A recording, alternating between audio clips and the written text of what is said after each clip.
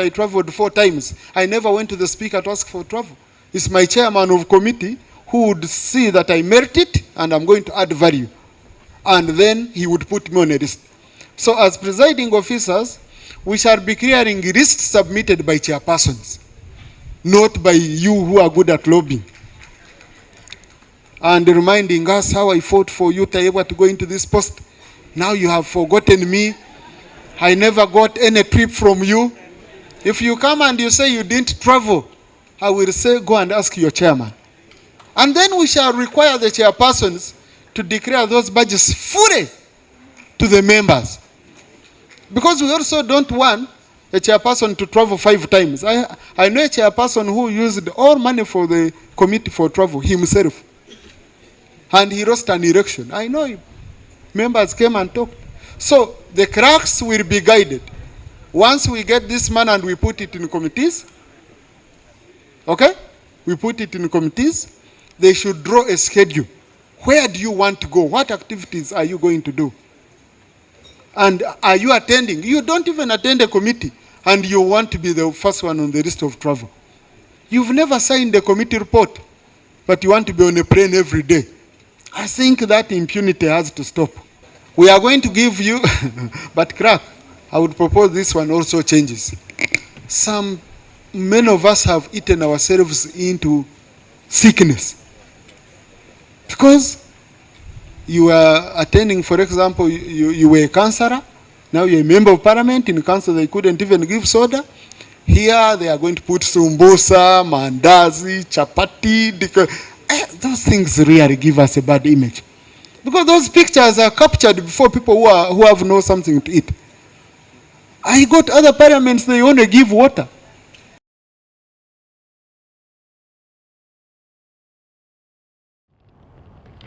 Umuhwezi wa speaker nagamba na members ba parliament ahanshonga yo kumuteka pressure barukwendangwa bamugenye mukuru hamwe n'ebintu ebindi mu constituencies zitari zimwe na zimwe ekiro kuretera ba speaker bingi bakora enshobi katubashabire ekisange eki kikorwe kurungi bwanyuma yo kusingwa karuruko bwa speaker obarukwiha y'ubururu 15 bwonka umunyishenjoro wa Lalopese county om district ya Guru owekitinisa Norbert Mao kanwo president w'ekibina echa Democratic Party omwihanga area Uganda nagira ngo ihanga rigero musime abo kuba no basize kwikarra enjojo Mao nagira ngo no bwara batasingira karuraka konka abasize koreke byina ebiryo omwishengero ryihanga na mnongo mu ntebe ya speaker ekiretiro birarho Anita Monk yaterwa hansi kandi we nagira ngo no bwara batasingire konka abasize okukiriza ekiroto cye. For me it is my duty to call upon the new leaders. But if you want a straight answer, I want to tell you that there were big obstacles to doing any reforms in Parliament. We first had to remove the obstacle. There was nothing that could be done. In fact, you should be thanking me for making it now possible for anybody to even suggest changes. Didn't you feel a change when you were entering Parliament? There is a remarkable feeling of being welcome to Parliament finally. But previously, this Parliament could not breathe. I'm getting so many messages in my phone from the staff thanking me that you don't know what you have done for us. So removing what is bad is just a first step. Doing what is good is the next step, because you must destroy what is harmful, then you build what is useful. That is the theory of revolution. So I could tell you that I could have done, because there was no environment which was welcoming to any proposal. You saw the kind of law that they brought, which was just intended to deny NUP money. We were not even allowed to debate it. We even went to the iPod summit and rejected it and said we are going to have to repeal it. But they had already passed it. We needed to create the conditions for reforming Parliament. Now we have the conditions for reforming Parliament. And I've been like the liberators. So me, I'm a liberator.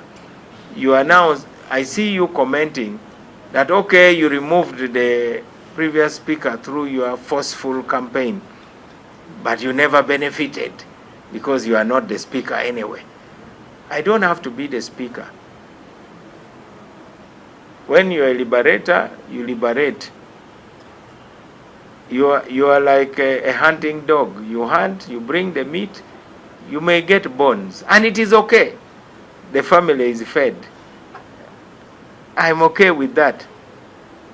So don't feel bad for me that now you did all the donkey work, but those who were just in hiding, in fact massaging the status quo, are now the ones.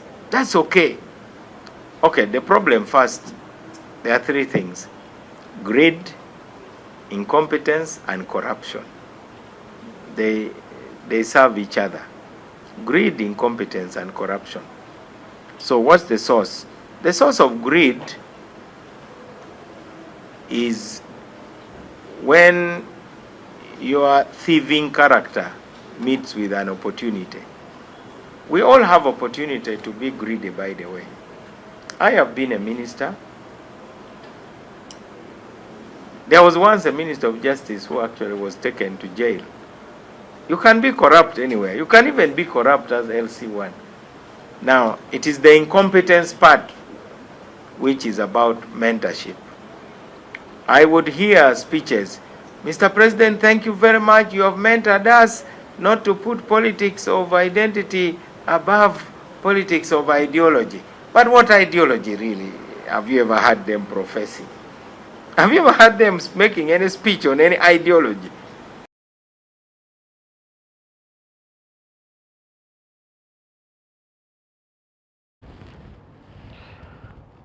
Abwo kweyongera kubushuma bw'amataka omugombore ya Kamengo abembezi barahira bashabwa kurwana n'abantu abarukwiba amataka omucyanga cyabo obo barakozesa ebiragiro aba babasa kurahizwa Elizoba. Reka turebe ku byasiba.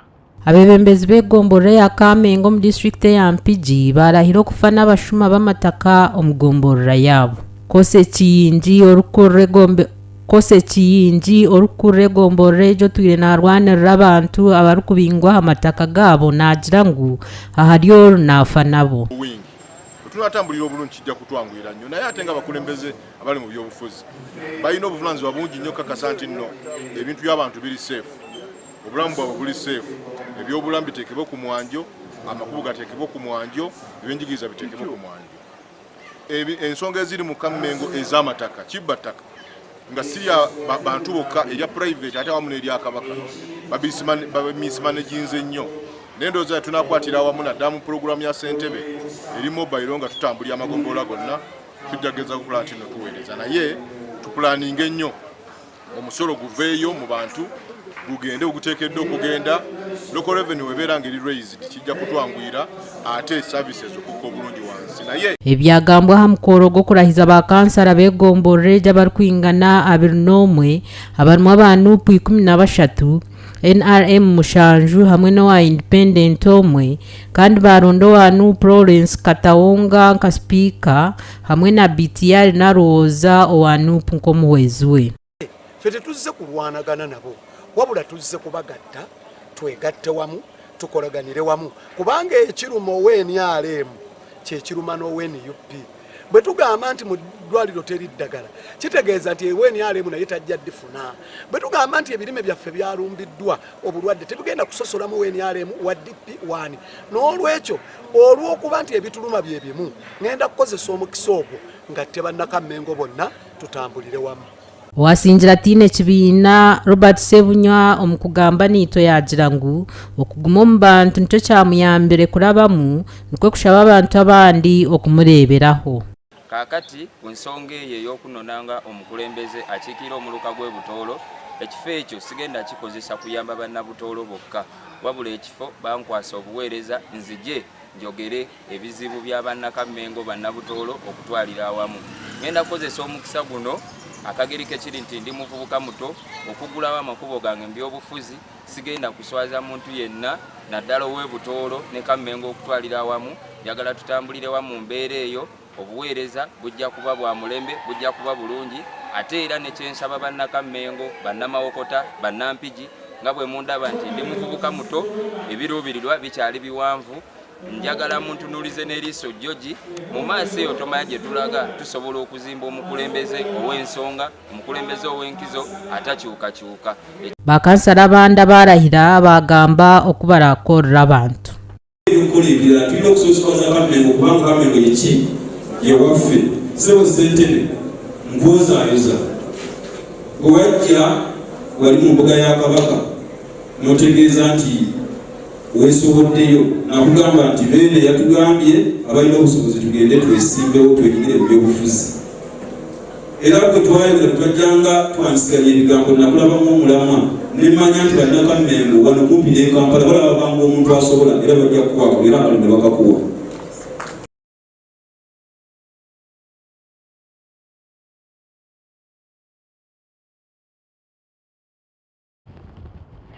Abana barakutura hanguto mu rembo orwambarara nibenda government bahwere nabo base kutunga umugisha gwo kwejumbira omu program zayo bamwe omuryaba nibagira ngo bamara kutunga kwerwa babasa kurara bashoma emirimo y'umukono nuko base kubiha street babase kwetungura barije mu bantu bomugasho.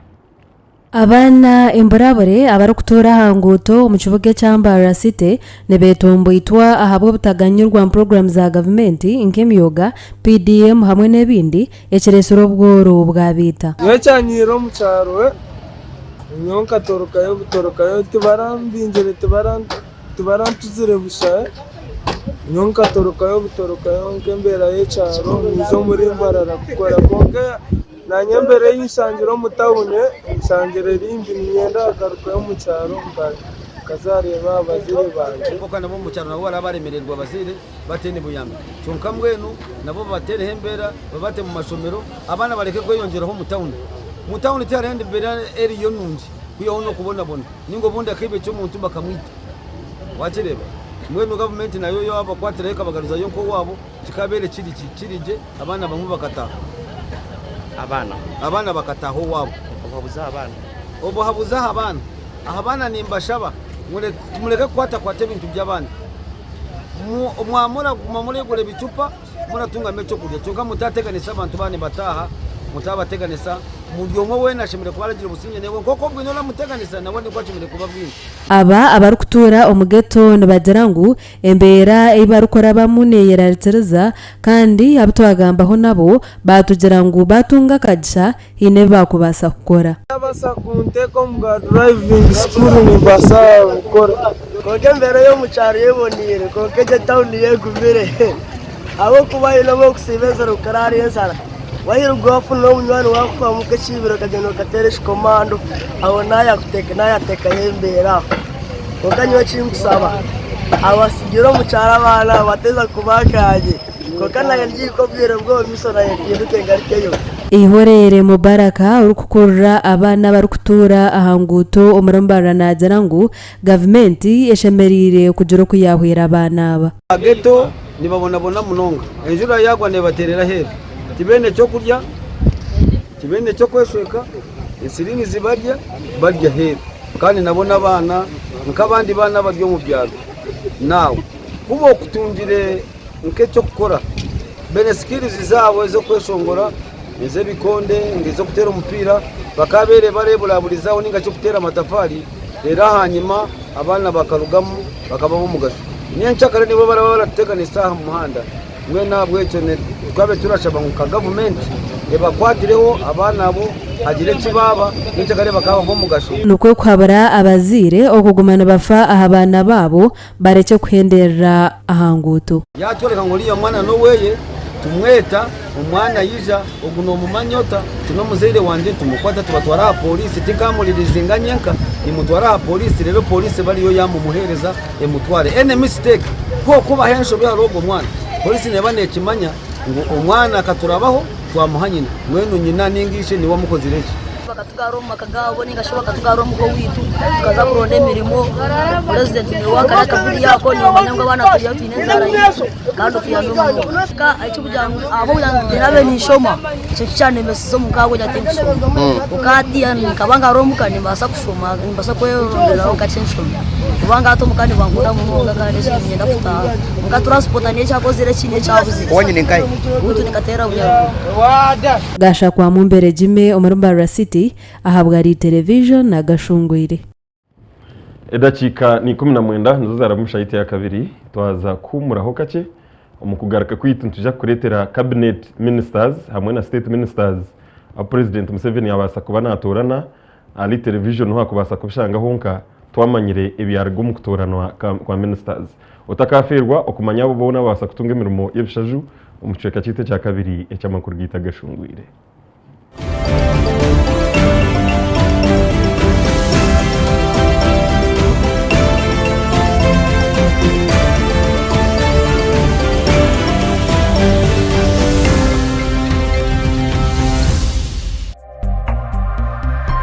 This is Lead Television. Gamba nokora. Abakazi nabishiki toilets nebisheshero ebikwejunisibwa abantu bingi nitubyejunisa burizo konko bukoko buri kurwaza obubirumu nibutamagaraga omukabi Honeypot Herbal Gentle Wash nico kintu cyo kwereberera omubicweka byitu by'ekihama ekikirizibwa abashaho bamagara nekorwa White Mark Cosmetics okugwanisa no kukingira infections kurugwa mu myanya erikwejunisibwa bingi Honeypot nikache okuzo mushaho yawe yo mu ngaro kinamani go kurinda kageze sibwe kandi katongozwa National Authority gumana ko burijo aha murumo omukatare nahanjene yetungire Honeypot omuri pharmacy neduka y'emibazi hono mu Uganda omuri Mbara Kashanje omumataji gona aga Ankole pharmacy ebirukiraho tera notu mushanju mukaga mushanju chenda nemwe chenda na mukaga notu mukaga ninga notu mushanju notu mwenda ashatu nemwe abinishatu abina mukaga Honeypot Herbal Gentle Wash echo kwerinisa burijo buri hamwe ho rukuzi.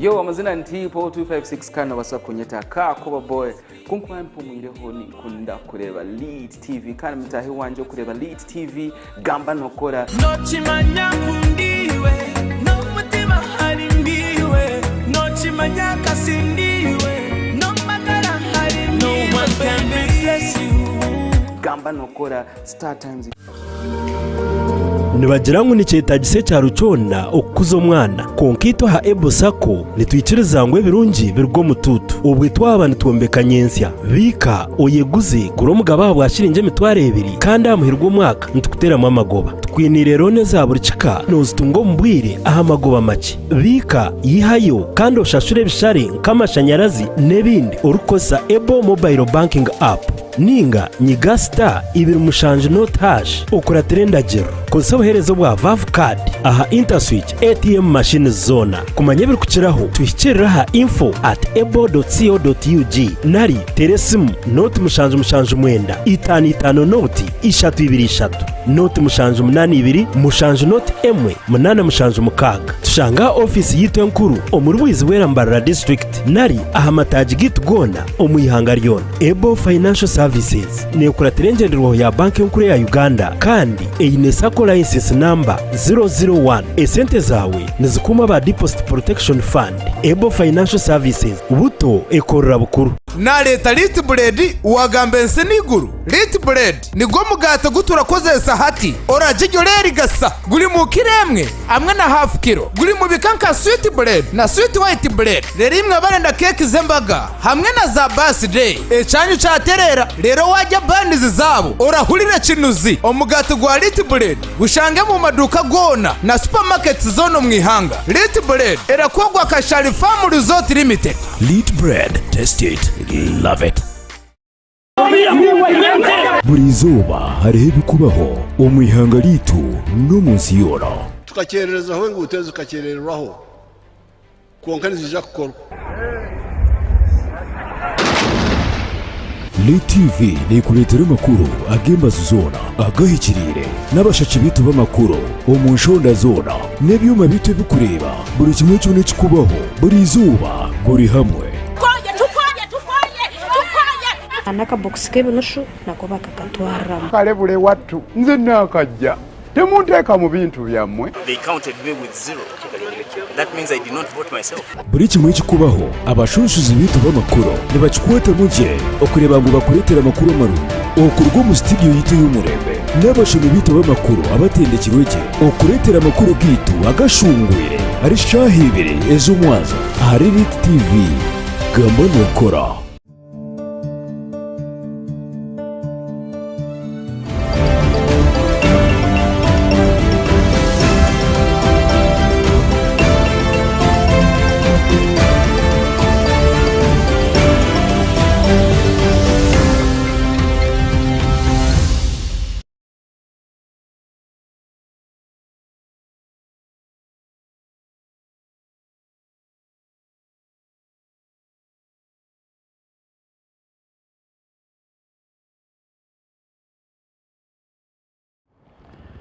Tabarukayo ni kwakira omukichweka kite kya kabiri ekyamakuru gitu agashungwire adakika 25 nyenda kushoborera ngo President Yoweri Kaguta Museveni ahabwa amana ga kuhabwa constitution article ya 108 subsection 1 and 2 hamwe na article 108 section eyokubanza hamwe na article M section eyokubanza constitution ya kumurwenda 95 eyabase kubana ihindurwa yabasa koso obushobozi okutorana ministers abarukwija kumukwaso murumo okukora nawe omukisange cye 2026 omuri aba basa kutoranwa Her Excellency wabasa kuba Vice President nowe kitinisa Honorable Jessica Rose Epel Arupo Major Retired yabasa kuba nagumizamu na nomoga go kuba Vice President kandi we kitinisa Right Honorable Robina Nabanja yabasa kuba nagumizamu natora n'umururu rwa kabiri nka Prime Minister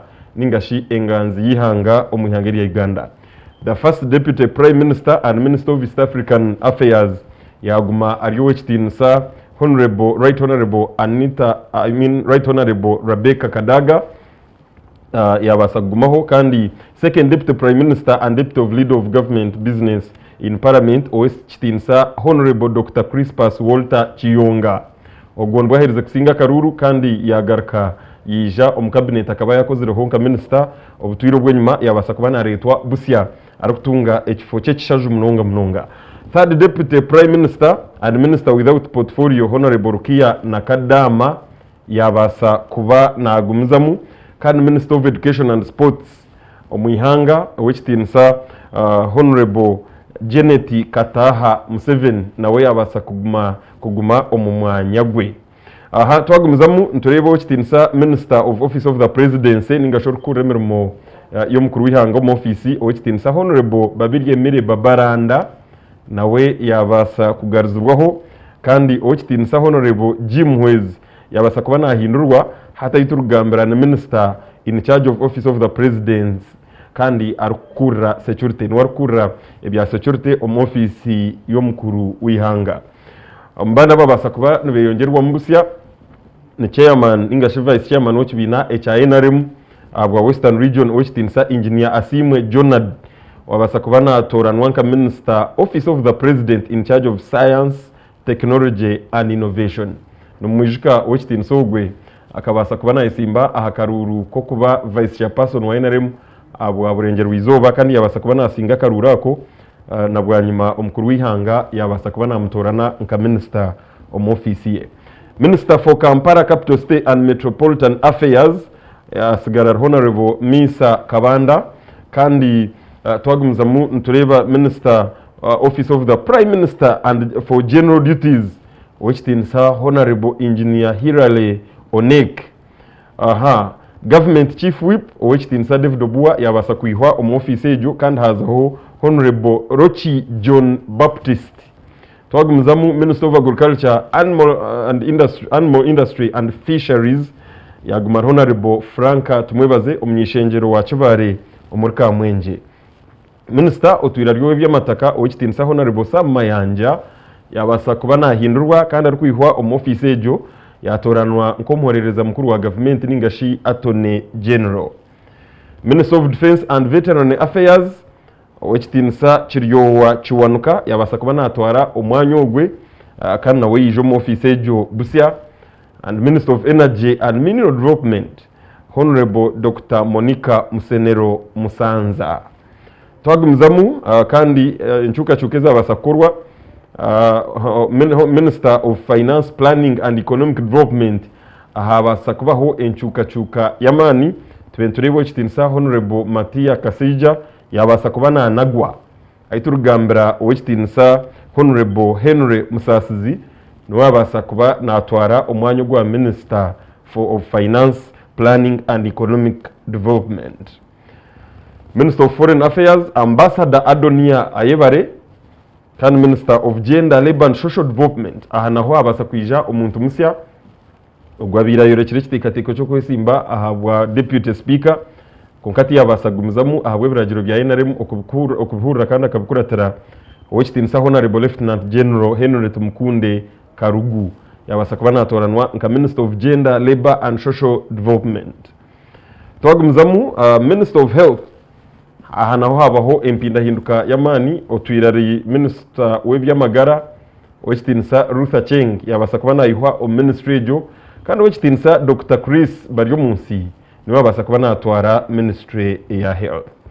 Minister of Information, Communications, Technology and National Guidance omwanya gubire ngutwara owekitinsa Dr. Chris Baryomunsi haba mu kibarukwita interswitch.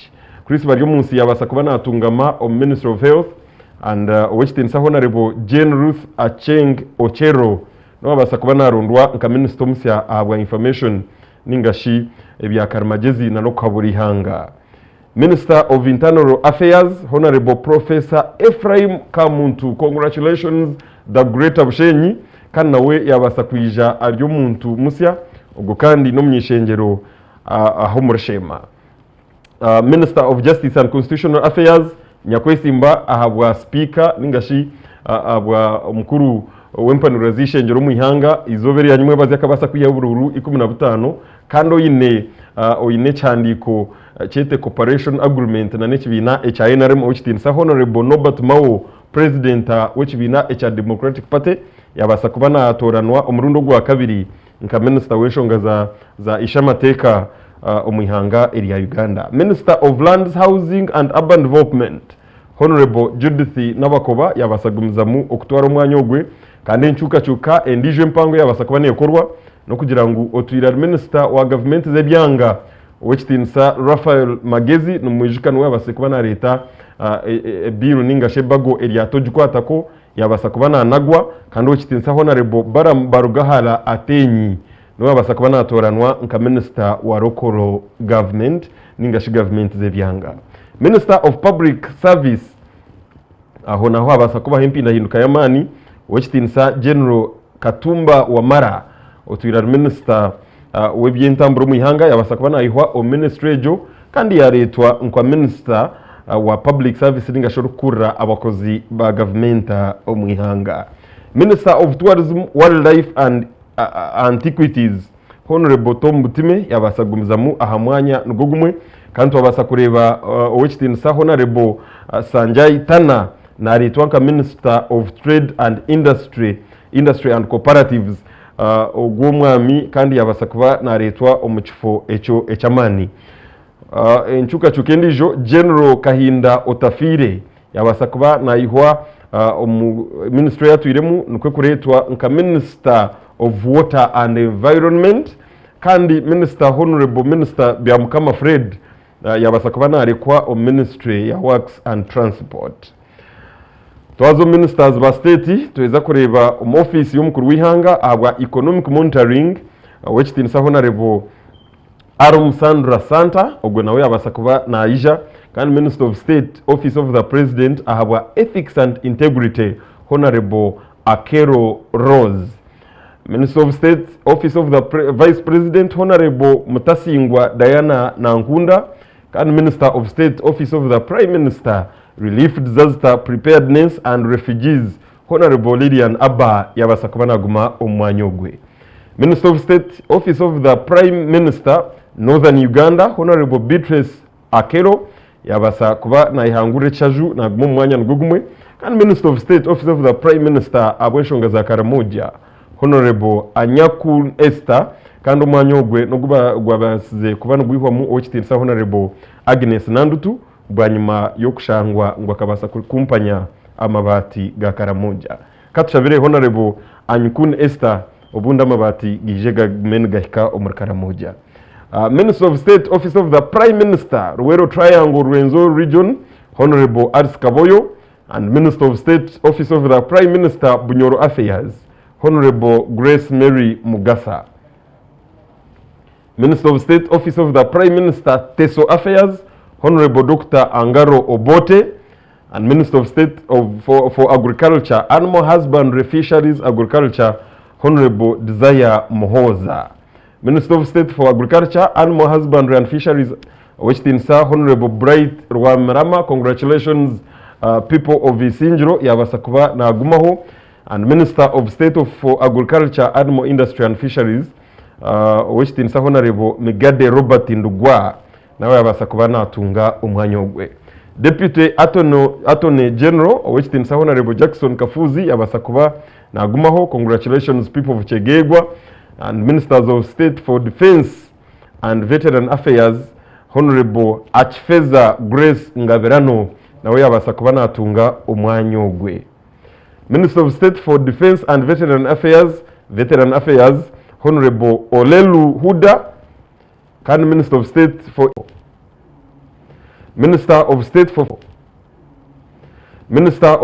Finance, Planning and Economic Development, Planning Department, Honorable Amos Rugorobi, and Minister of State for Finance, Planning and Economic Development, Privatization and Investment, Mrs. Amina Mukarazi. Minister of State for Finance, Planning and Economic Development, Microfinance, Honorable Shatz Kutensa Musherure, tuna kubakurisia abantu ba Musherure, and Minister of State for Foreign Affairs, International Affairs, Honorable Calvin Echodu. Minister of State for Foreign Affairs, Regional Affairs, Honorable Cheyinwe Haruna, ugukandi yabasakuihwa o Ministry of Microfinance, nikwe kuretwa o Ministry of State for Foreign Affairs. Minister of State for Gender, Labor and Social Development, Hasaidea Gender and Culture, Honorable Kutesa Mary Kamuri, and Minister of State for Gender, Labor and Social Development, Aweshongazemi Hamwenabana, Honorable Lakisa Mase Faith.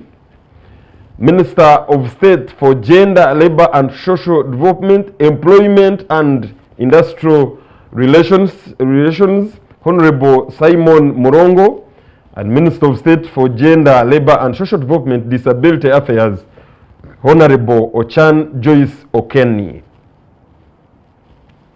Minister of State for Gender, Labor and Social Development, Abweshonga Ezabakuzire, Honorable Jacqueline Mbabazi, ogwe ona tomkazi ochitinsa, former Prime Minister Amama Mbabazi. Congratulations akija nka member parliament wabakuzire kandi hati yabasa kutungobwa minister.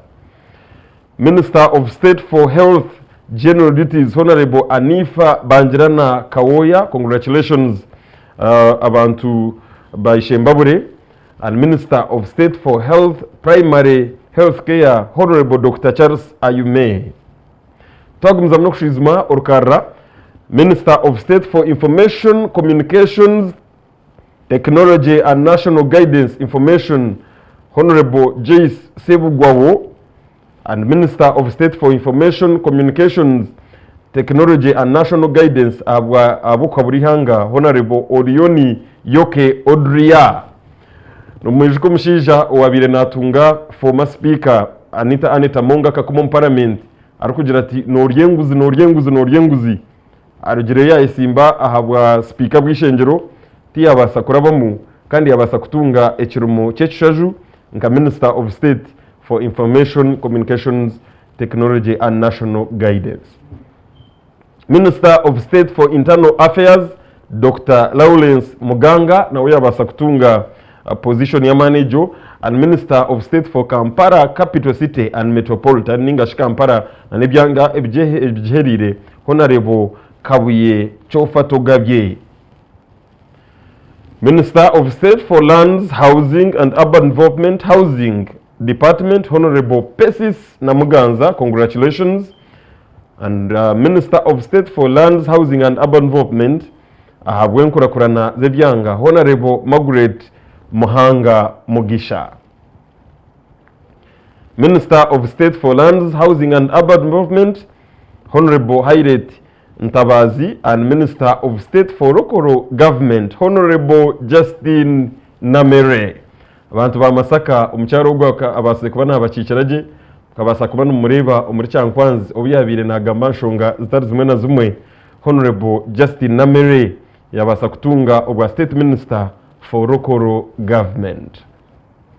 Minister of State for Public Service, Honorable Lydia Wanyoto Mutende, umucyaro gwe numujuka nawe yayorekere kitekateko cyo kwesimba abwa speaker bwishengero konkati yabasagumza mu gwanyuma yishengero mnonga abacica bari kucicirira abanyakibina ecyarwanyisiriza okurabya mu babiri, Honorable Oboth and Honorable Thomas Tayebwa. Minister of State for Tourism, Wildlife and Antiquities, Honorable Nakawuchi Susan Nsambu, and Minister of State for Trade, Industry and Cooperatives, Honorable Tom Azar. Minister of State for Trade, Industry and Cooperatives, Honorable David Bahati, and Minister of State for Trade, Industry and Cooperatives, General Wilson Mbasu Mbadi. Minister of State for Water, Environment, which is Honorable Beatrice Anwal, and Minister of State for Water and Environment, Ahabwamizi, Honorable Aisha Sechindi. Minister of State for Works and Transport, Ahabwa Works Department, Mr. Silaji Musa Ali, Ogwenawe Ija Busia, and Minister of State for Works and Transport, which is Honorable Julius Maganda Wandela. Ababasa kutoranwa nk'abahabuzi b'omukuru w'ihanga, Honorable Hamson Obua atwira Chief Whip yabasa kubana atoranwa nka Presidential Advisor, and Honorable Ruth Nankabirwa nawe yabasa kuba nayuhwa ahabirari natoranwa nkompabuzi omukuru w'ihanga. Honorable Francis Mwebesa atwira Minister yabasa kwihoho na yaretwa nkompabuzi omukuru w'ihanga. Honorable Evelyn Anite nawe yabasa kwija nkompabuzi w'ihanga. Honorable Dr. Kenneth Omona has been transferred to the diplomatic service as ambassador at a station to be communicated later. Nurwe orukanga urwo mukuru w'ihanga yabasa kuba nashohoza ni manyangwa bingi mu amushtamire kurunda members ba parliament banyu hangazi twaza kumuraho kace ntugaruka ahadakika 23 otargali television gamba nokora twenda kutabarusya abobona babasa kutunga emirimo y'ebishazu okubasa kuba ba minister ahabwe kisange iki 2026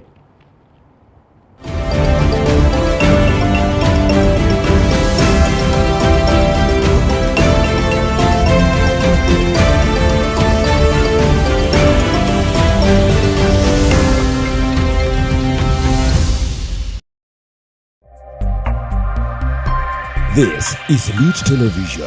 Gamba nokora.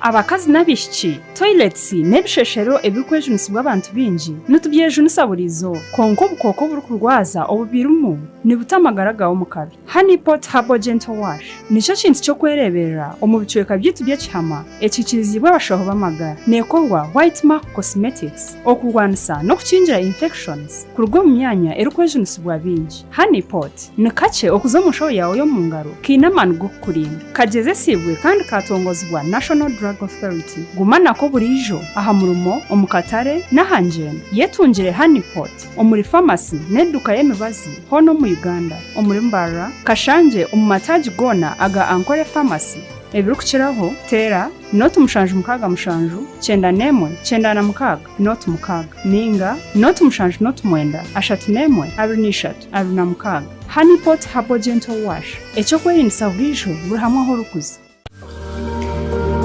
nibagira ngo nicyetagise cya rucona okuzo mwana konkito ha ebosako nitwikiriza ngo ebirungi birgo mututu ubwe twabana tuombeka nyensya bika oyeguze guro mugaba bwashirinje mitware ebiri kandi amuhirwa umwaka nitukutera mu amagoba twinire rone za buricika nozitungo mbwire aha amagoba make bika yihayo kandi oshashure bishare nk'amashanyarazi nebindi urukosa Ebo Mobile Banking App ninga nyiga star 2 not hash ukora trendagero kosa ubuherezo bwa vav card aha interswitch ATM machine zona kumanya biri kukiraho twishyirira ha info@ebo.co.ug nari teresimu not mushanju mwenda 55 noti 323 noti mushanju 82 mushanju not emwe 8 mukaga tushanga office yitwa nkuru omurwizi wera Mbarara district nari aha mataji gitugona omuyihanga ryona Ebo Financial Services ne ukora terengenderwa ya banki nkuru ya Uganda kandi eyine sako license number 001 esente zawe nizikuma ba Deposit Protection Fund.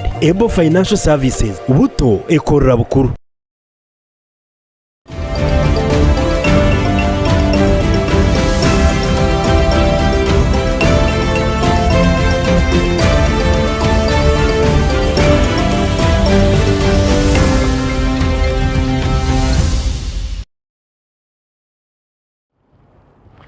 Inyenda kushasha nabo bona abatabasa okwikirizana n'ibyo mukuru wihanga yakora konka obushobozi n'wari kuba bwine nimanyonki n'abari no bashasha ababasa koreba ba MPs babo batarumu konka ntwenda nkali television okurse yo abo mukuru yihanga yabasa kutsindikira kandi base kutabarisa his excellency the president abo kutoranda abantu abo kureba ngo bija kutwari hangeri omumisho no kubashabira okugira ngo bundi emirimo ibabasa kutunga babasa kugikora n'uburinganiza ndatumimise Patrick Bugamba munyakashari gufana goto babasa kuba tukisiyaho umubazi gw'erizova onchirize nkwendeze omwebazi ogwihorere.